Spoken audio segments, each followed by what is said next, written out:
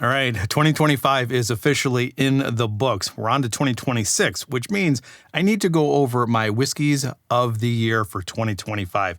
These are the whiskeys that had a pretty good impression or left a pretty good impression on me. It's not that they were the most expensive or the most allocated or the ones that came out in 2025. These are just the bottles that I felt that I gravitated to the most in 2025. So before I get into it, if you end up liking this information and you're not subscribed to the channel, subscribe to the channel.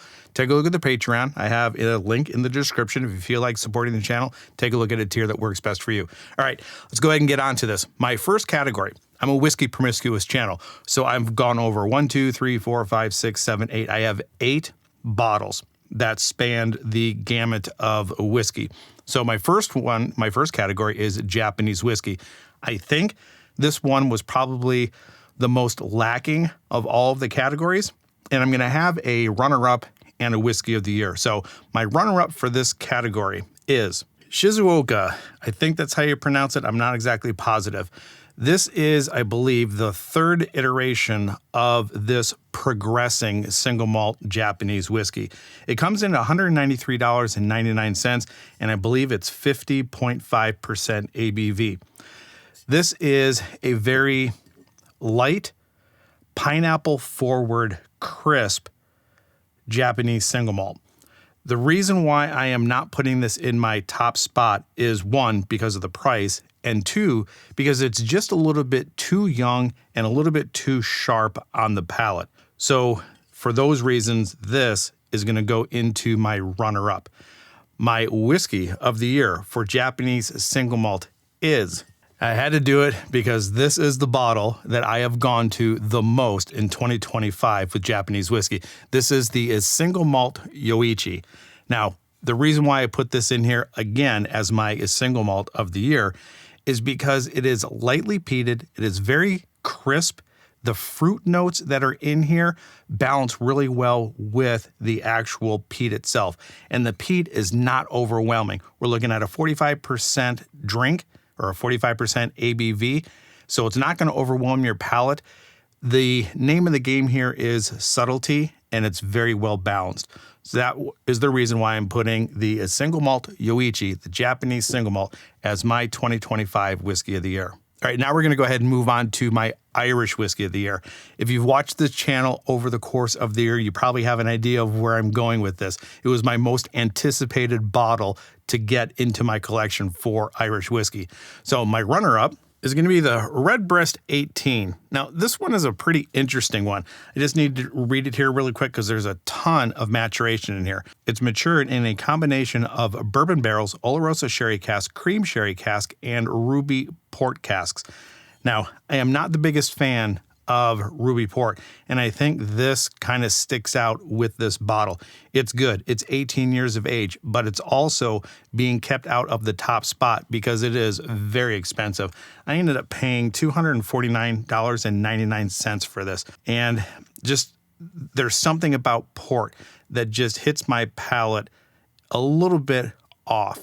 It's still very good, but it's kept out of the top spot because of the port and because of the price. So what did I choose? Is going to be the Powers John's Lane 12-year cask strength.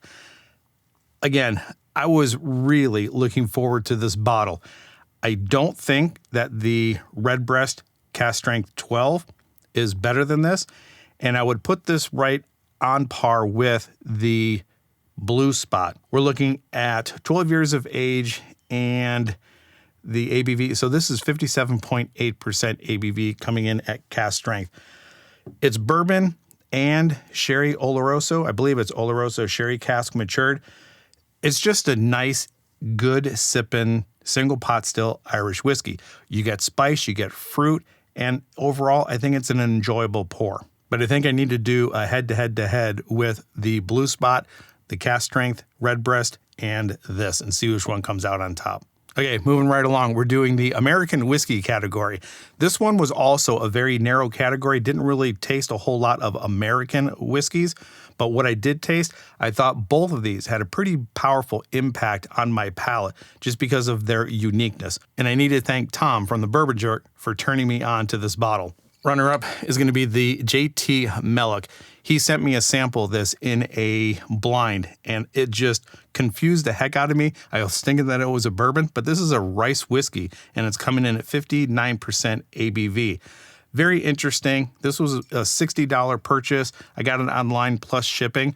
But if you are interested in getting something very unique, rice whiskey, I had no idea that this was going to treat my palate to such an explosion of flavors. If you've had this, let me know what you think of it in the comments down below. Which brings me to my first place, and that is going to go to the Star Hill Farm. This is coming out of Maker's Mark, and it's an American wheat whiskey. This, when it first came out, I was a little bit skeptical because I'm not really the biggest fan of Maker's Mark. I think they're just an okay brand that just leaves you lacking a little bit. When I had this, I was absolutely amazed by it.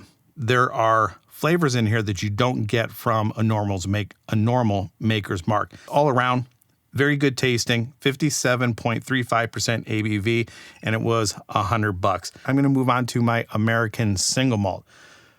2 bottles here that I really went to a lot during 2025. My runner-up is actually 2. I've got the Foggy Burrow single malt out of Redwood Empire, and then a single cask Westland 7762, which is a surprising one because this is Washington port. If you remember what I said about port on the Irish single malt, the Irish single pot still, this was just absolutely saturating. If you are sensitive to something that's a little bit over casked, I don't think you're going to enjoy this because this is really a fruit-forward bomb, and it feels like maybe the cask that they had this in was still a little bit wet.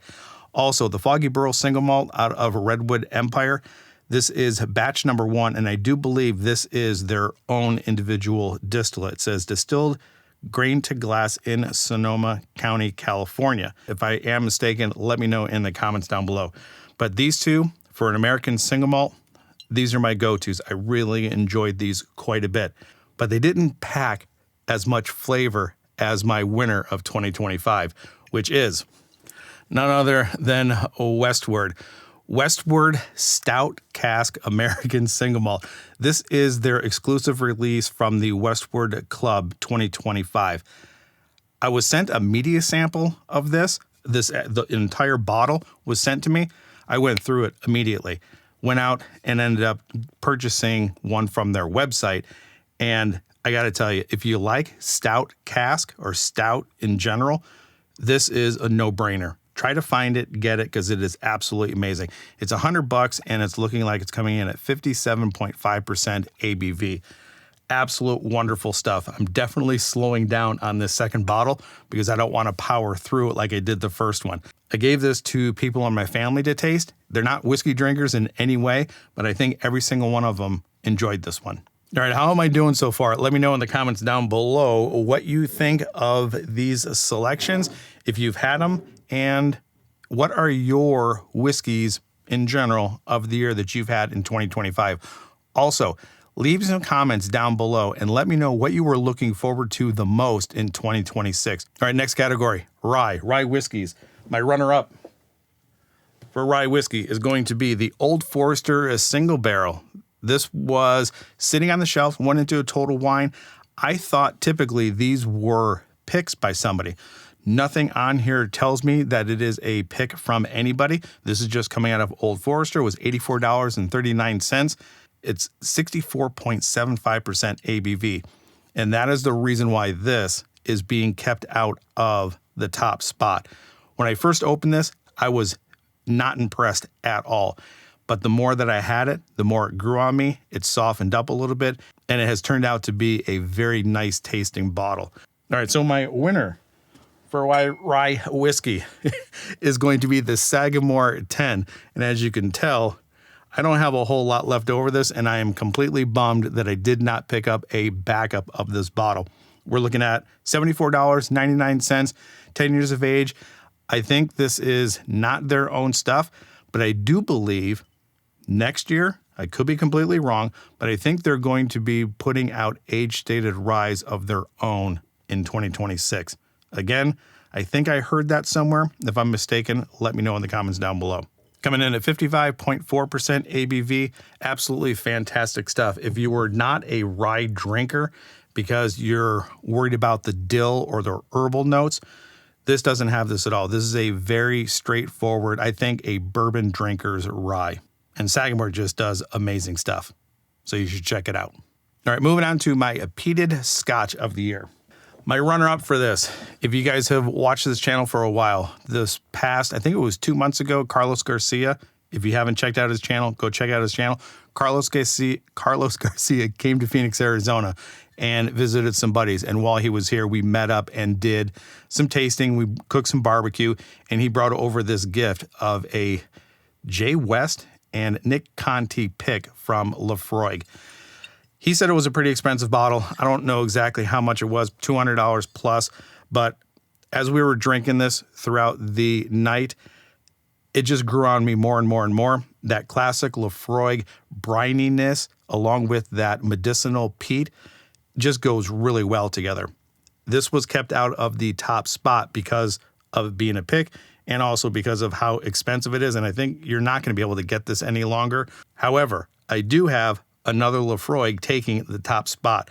So my top peated single malt Scotch is going to be the Lafroig Lore.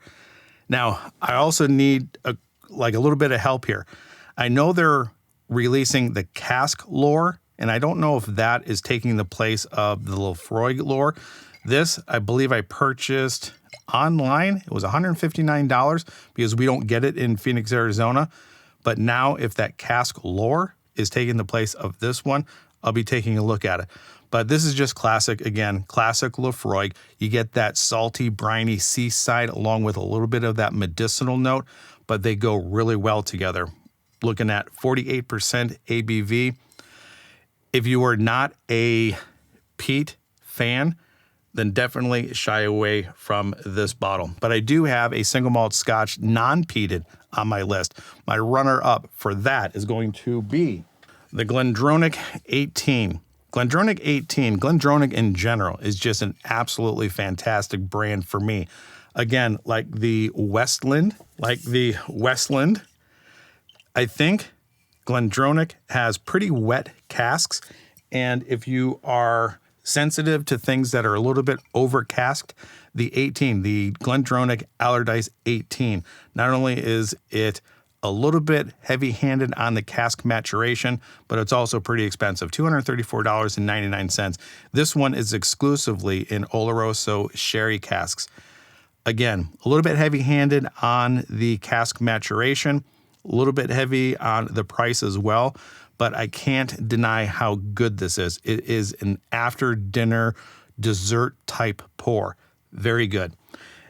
And my number one pick for my Scotch single malt, I might catch flack for this, but it's another GlenDronach. It's the GlenDronach 15, coming in at $112.99, 46% ABV. And the reason why this ended up getting my first place is because this is a combination of Pedro Jimenez and Oloroso sherry cask. And just put the Oloroso and the Pedro Jimenez together, this is just amazing stuff. I'm actually going to crowd this a little more. Not that it's important that these things are all on screen at the same time, but my final category has to take the top spot directly in front of me. We're looking at bourbons. So bourbon, Tennessee whiskey, all of these combined to having quite a selection for me. Things that I tend to go back to more than anything else. And I think the bourbon scene this year, as opposed to previous years, I think was lacking for me as far as actually obtaining some bottles. So there's a couple that kind of had an impact on me. I just want to go over those very briefly. The first one is coming from Dan and Sean. This is the Essence. I actually ended up winning this bottle off of the Bourbon Jerks live stream. And when this got shipped to me and I drank it, holy cow, I was absolutely impressed with this. I think I donated like $20 to his channel, but I think these are going for $65. This was a specific pick. Delicious stuff though. And then as you can tell, I think this was one of the original reviews that I had in 2025, and I immediately thought that this was going to be in the running for Whiskey of the Year. It didn't quite make the runner-up spot, but Smoke Eye Hill, barrel proof, 5 years of age, $84.99, just wonderful stuff. I think maybe the blue corn in here is hitting my palate the right way, kind of like last year, the 2024 Woodinville 8-year bourbon. Just something about the notes in there, even though it is a little bit crafty, it just hit my palate the right way. But these two bottles were absolutely fantastic. But my runner-up for Bourbon of the Year is going to go to Knob Creek 21. Again, one of the reasons why this is going to be kept out of the top spot, 2 reasons. The finish on this, 21 years of age. I would expect that this to be a very long, chocolatey, leather kind of finish, and it doesn't. I mean, it just washes across the tongue, and it just immediately disappears. Medium finish, and I was very disappointed in that.